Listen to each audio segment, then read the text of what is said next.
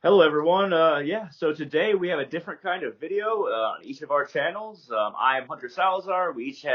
I am joined by Angela. It's good to speak to you, Angela. We both have spiritual Hi. channels, so it's a little bit different, but yeah, it's good to talk to you today. Hi. Folks on my channel, we have Hunter with us. Um, those of you who don't know me, I'm Angela from Angela Satanica. I make satanic occulty videos and stuff like that. Today we're going to talk about a topic that is fairly important to each of us. And we hope that y'all have the patience and compassion to listen to this topic that is very near and dear to our hearts. Excellent. Yeah, we're going to talk about Palestine today. And I just want to let you know, Angela, that I can now there's a little option that I clicked, and now we can see each other completely. Oh, nice. There we But but yeah. So anyway, we're going to talk about Palestine and all the atrocities that have been going on in relation to the war on Gaza. So Israel has been attacking Gaza ever since October 7th, and Palestine, or people in Palestine, you could say Hamas, basically invaded Israel. And did awful things as far as atrocities go, as far as killing innocent civilians, and it was awful. It was terrible. And I remember following this and really like looking at all the information that was coming in on various YouTube channels, and I looked at various news outlets. What I noticed in the West, in the United States, which we both are, is that CNN, Fox News, all the mainstream media was very much focused on what Israel suffered, and then they kept on focusing on that, and then they still have not shown nearly as much of what has been happening towards Gaza and Palestine since then. It's been very edited. You can really feel that all the mainstream media in the United States is it's very much on point, and it almost also feels like the Republican Democratic parties. You're also seeing how similar they are, and how, like, when foreign policy is concerned, and when the military industrial complex is concerned, there is a message that politicians, obviously, on Democratic and Republican sides, they're very similar, but even the mainstream media outlets are just focused on not showing what other outlets are showing, as far as what the Israelis are doing to the IDF are doing to in Gaza. There has been, at this point, I think there's been 23 to 25,000 deaths in Gaza, which is a huge portion of the population. That's only about 2.5 million, I That's believe. not even counting like the West Bank and, Yeah. Palestinians that are not currently in those areas, or any of the history before October 7th. I don't know. I should have asked before we went on recording if you censor any words on your channel. I No, censor I none. don't. I So, don't. I'll call it what it is. It's a fucking genocide. Um, I remember, because I've sort of been attempting to educate myself about Israel Palestine for a few years, but I always felt like it was because everybody always talked about it being this like big, complicated thing. And so I never really like jumped into it, and I had my own thoughts. I had my own feelings about what was going on, but I didn't really have like the facts yet. And I remember when October 7th, all those events happened, and I just clicked on the first like news thing I saw. And what I remember was this, it was, I think it was MSNBC, was attempting to be non-biased, and with its messaging, and in its centrism is where I noticed the actual bias, which was interesting.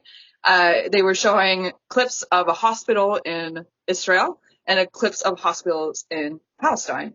And I remember that the Israeli hospital was fucking empty.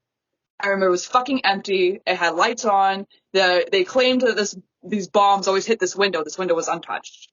And they claimed that people were in a bomb shelter. I was like, okay, maybe patients really are in a bomb shelter, but I don't see any doctors out here. I don't see anybody really working. But the Palestinian hospital, by contrast, had limited power, I think at the time. Now it has no power. Limited electricity, people everywhere. Beds were full, people were on the ground, everyone was running around in a panic.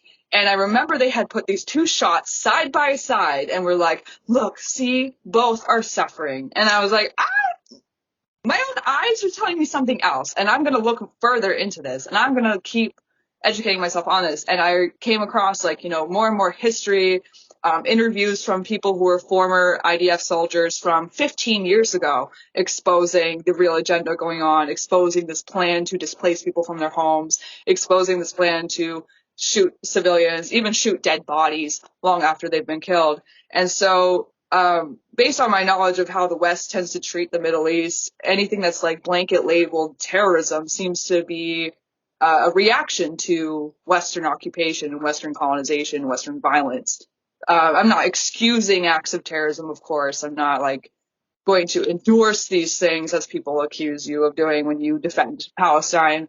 But I cannot, abide by children being bombed and being starved and being denied basic hygiene.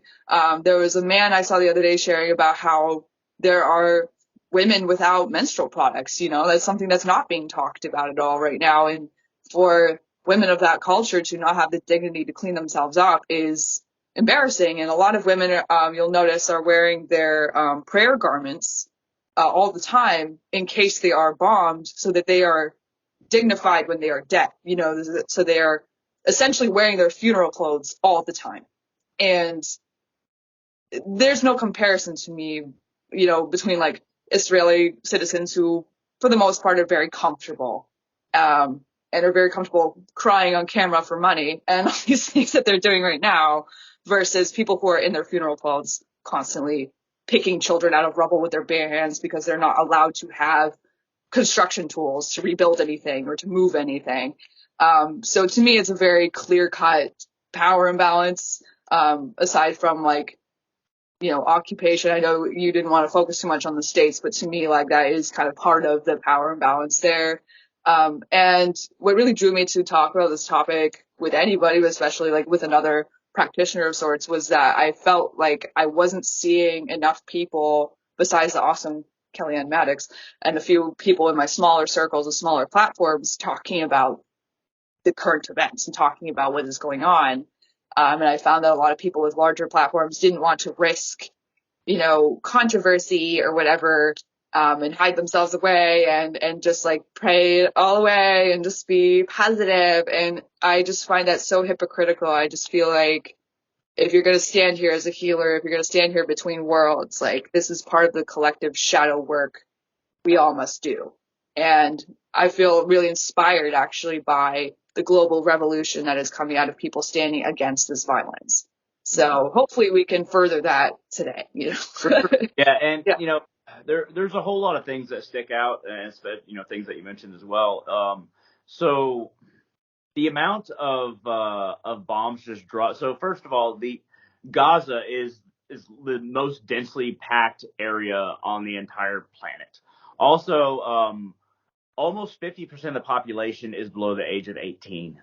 People do not live very long, and a lot of them are very new. The reason, and one of the reasons for that, is that they have not been able to really leave in any big way. They're kept in this place in Gaza for the blockade's been going for at least 15 years, where the Israelis have been controlling the amount of water that they get, the food that they get. They only basically get humanitarian aid, and they control their power, their energy. They can't form any kind of businesses or that have any relationship to the outside. They're 100% reliant upon humanitarian aid, and even that is the only the amount of aid that Israel allows in. And they can cut off the water anytime, and they have multiple times. They can cut off the electricity anytime. They have multiple times. But since the attack on Gaza had begun, I think just in northern Gaza, in the first few weeks, they dropped 2 million tons of bombs in this highly densely populated area, whose almost 50% of the population is below the age of 18. The rules for engagement seem to be just non-existent, in the sense that if there's a single person with a gun in a building, there might not be anybody with a gun in a building, but even if there's that one, it seems like they're willing to level a building that has hundreds of people in it. It almost seems like blind rage. And one thing that really speaks to it not just being focused on Gaza and it being more of a territory grab, and the force being excessive is that on the West Bank, where Hamas has no control, they don't have a footing, they don't have like representation there. In fact, the people in charge of the West Bank are the ones that the Israelis have talked about putting in charge of Gaza once this war is over. But I doubt they're going to give back Gaza to any Palestinians, but we'll see what happens. But on the West Bank, the Israeli settlers, ever since this has happened with Gaza, they've been grabbing more and more land. There is absolutely, and actually this has been shown and also proven to be illegal by the UN, and the United States has also cut off travel visas to any settlers Israeli settlers who are in the West Bank grabbing land, because there's no legal basis for it, and they're not taking it from Hamas. They're not attacking, but the Israeli, not only the Israeli settlers, but the Israeli military, the IDF, has been seizing parts of the West Bank and even forcing doctors and nurses to exit a hospital at gunpoint so that they can take more of the West Bank. There is no military operation going there. They're just grabbing land. There's no even reason for them to be there. In fact, they don't even address it. When they do address it, they talk about Muslim terrorists. They don't even identify. They just identify them as Muslims, and they keep on saying things like, Hamas is as bad as ISIS, and anybody who's on the West Bank who is in suspicion of any kind of terrorism is Hamas, which is as bad as ISIS, and all these equivalencies to say that they can just do whatever they want in response to that original attack, without any limitations, without any rules of war. Yeah, and to add to that, because I recently had seen some events going on in the West Bank where they're just bulldozing over, through streets. They're tearing up entire streets.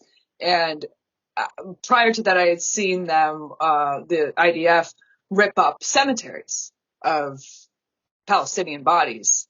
And this is undoubtedly an act of genocide to me, because they are erasing evidence of them ever existing.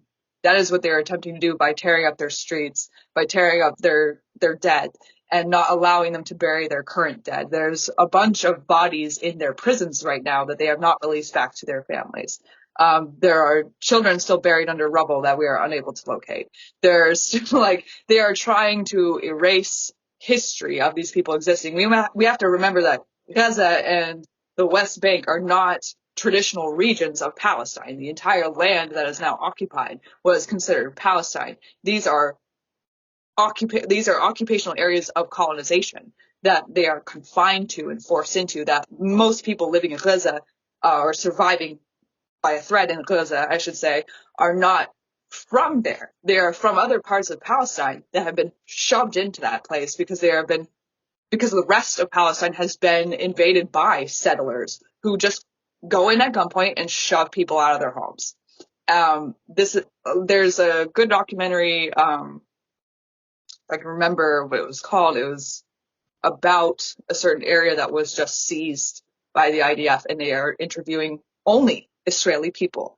And you can see from just the recounts of these Israeli soldiers and their families, the lack of remorse, the lack of compassion, and the complete brainwashing of fascist ideology that is instilled through the military, that is very common in the United States, it's common in the Ukraine, and is common in Britain. And when you look at these IDF soldiers whose identities have been revealed in part, most of them are from these countries. They're not from the Middle East. They're not native to this area at all. They're all people recruited from the US, the Ukraine, Britain, all these countries that have fascist tendencies to them, which is interesting. There's so much history and there's so much pain, but I feel like people want to get muddied up in that or say that it's overcomplicated or whatever. We have to remember, again, I know we didn't want to talk too much about the states, but we have to remember that Israel was formed to force Jews into one place. It forced Jews into one place in the world instead of allowing Jews to exist globally as they should. So I don't want to hear from anybody on my side or anywhere else that it's anti-Semitic to be on the Palestinian side. I, for one, believe that Israel itself is an anti-Semitic institution. Netanyahu himself is a Holocaust denier. He's not, somebody who has a lot of compassion for people who've survived the Holocaust, and I'm really sick of seeing Israeli propagandists exploit that. I know that American Jews are smarter than that. When I go to protests locally, we have the Jewish Voices for Peace standing beside us. This is not something that the majority of people anywhere want. And I'm very inspired in a weird way by the plight of Palestinian people for continuing to fight for basically 80 years. And now we're finally being heard around the world, and it's begun this sort of global revolution of hope and of standing up against genocide in various other countries. And it's calling attention to genocide and gentrification and displacement even in the United States that I feel like not enough people talk about. But in terms of getting aid to these people, it's extremely difficult. One of the documentaries I watched about Palestinian survival was that they were trying to fish. They're right by the ocean, and they're trying to fish, and they get gunned down. Their ships get gunned down. I don't think they have any ships left over anymore. But just something that should be as free as the ocean, as free as the sea in their own waters to get food, like to be prevented from that. I don't see how that's war. I don't see because of the blockade. Yeah, it's because of the blockade. They're not letting them to go beyond even a certain amount of water that they can go into, and it's international waters. Israel doesn't own those waters out there, but they're not letting them out in any direction. But yeah. So the Israel, it was founded as a state. Palestinians, whether it be a nation or not, because I don't know if it was called Palestine back then, but people were living there. People were living there for at least hundreds of years. But they were forced out when Israel was founded directly after World War II, and people were just pushed out, and that's what started the first war. So they're being pushed further and further out of the land that they were in. And yeah, so it was almost like all the empires at the time around World War II and just before wanted to give Israel land, but they also wanted not people to resettle back where they came from, but to go to this one area and force into this one area. But there is huge fascist tendencies in Netanyahu's government. And right before all of this happened, he took away power from the Supreme Court. And he's been I believe that he's been the leader and been I'm elected, I believe, but he's been leader for over 20 years. It's been so long. He's been in charge for so long. And there was huge outrage even in Palestine, even in Israel, when he took away powers from the Supreme Court. And he is not popular even in Israel right now. Netanyahu is not popular in Israel. There's more and more people frustrated in Israel about, why aren't they trying to make more hostage deals? Why can't we have some kind of ceasefire? Even at this point, they've gained so much, even if there's some kind of buffer area. Let's say that they wanted some kind of military buffer zone. They have so much. And it seems like the lies and the focus of Netanyahu's government is just completely focused on grabbing as much land as possible and no acknowledgement for any of the civilians in Gaza. So they say at first they said, okay, you can go from North Gaza to South Gaza. But then they bombed them on the way there. They bombed all the buses on the way to South Gaza. Now that they're in South Gaza, they're like, okay, we're not going to bomb South. But now that they're bombing South Gaza, there's nowhere for them to go. There's all of these innocent civilians are stuck in these little sections of desert without any buildings, just on the far edge of this bombing. And the Israelis continue to bomb even the tents that offer no protection. And there's women, and once again, the almost 50% of the population below the age of 18. That's one of the highest areas in the world of children that are being bombed in tents. Now, the Israelis have not even given them a place to go to where there's no bombs. Where does Israel expect them to go if they will not let them leave the area at all? They just expect them to be bombed, and they're not keeping track of the amount of civilians that they kill. You hear again and again and again by the IDF that, it's the Hamas's appointed health ministry that's giving these numbers about civilians, but you're not keeping track of them. And they're only cataloging, and they're just keep on amping up this number of Hamas operatives. They're not keeping track of the amount of civilians that they kill. So they're just basically creating this kill zone, and they're honestly, even on an imperial level, they're not gaining any resources. This is purely just a land grab, and it's completely, honestly, racist. And just ethnically cleansing. They don't even really gain anything but a buffer zone. It's completely absurd. And there's more and more outrage in Israel itself, and I'm looking forward to seeing Netanyahu's government eventually being like pushed out by the Israelis that are more and more Yeah. angry at this, because nobody's really happy, even And on I the think far that's right. something like a lot of people get lost in this when we criticize the government and the state of Israel, is that we can't forget that, like, yes, Israel is a diverse population, and there are plenty of people who are against this, but are unable to speak out because they are completely censored. They are punished. They are beaten in the street. We have seen Orthodox Jews protesting this quote unquote war and being beaten in the street by the IDF, like being beaten in the street by the police. So it's not representative of the Jewish community. It's not representative of even the Israeli community. It is simply just the agenda of a fascist government and the people brainwashed by it, most of whom are not even, like, most of whom are previously not even fucking Israeli citizens. Most of whom are from other fucking countries. I So, find it extremely strange that right before the attack happened, like days before, Netanyahu moved a bunch of soldiers that were on the Gaza border into the West Bank in order to shore up security. They're just days before, to where he just kind of like left. He just left it open. Just very few troops right there. And then also, this is a huge. So the IDF has one of the best. You can call it like they have best one of the CIA equivalents, where it's like in counterintelligence and intelligence communities in the world. And it was such a huge failure that I find it extremely odd that they didn't get even a whiff of this when Hamas was releasing videos literally online showing training, whether it be paragliders or whether it be having certain boats or motorcycles, all this training and all this activity in Gaza and trained abroad as well, but in Gaza, and they just didn't even get a whiff of it. It was so strange. Even the cameras on those automated machine guns, they were so out of date, even by IDF standards. Even IDF soldiers have come up being like, these cameras have not been updated. It just seems extremely strange. I don't know, correlation is not causation, but it does seem extremely strange. And it happened just directly after that grab from the Supreme Court and Netanyahu's, favorability in Israel just going really far down.